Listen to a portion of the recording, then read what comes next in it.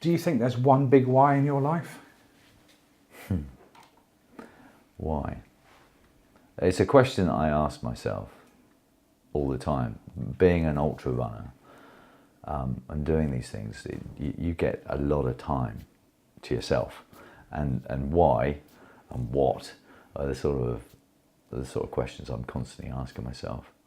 I don't think I've come to the conclusion that it's something you have to ask regularly, and it changes.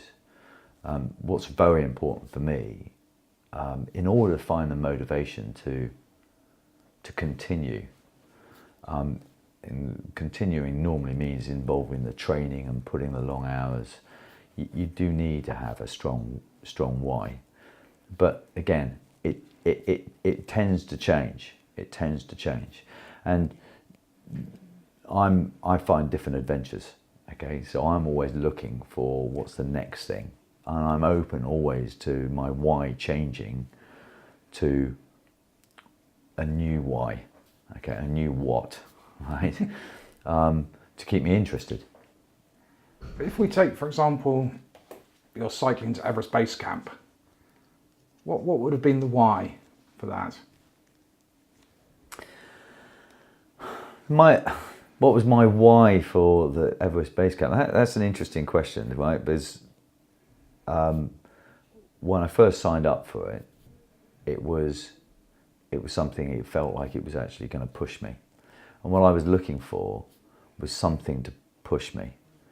I started getting into the training for that event, and actually I realised after being off the training for about 18 months and I was doing other stuff, actually I was stronger than I expected to be.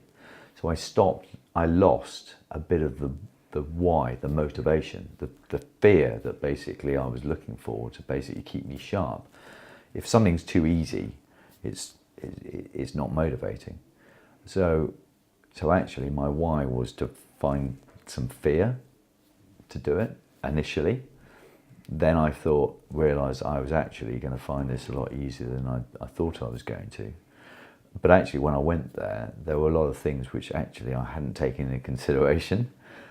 Mostly the altitude and how altitude sickness plays on everyone, and it does weird things to everybody, right? So so actually I found it a lot harder than I expected to. So the why in that one it changed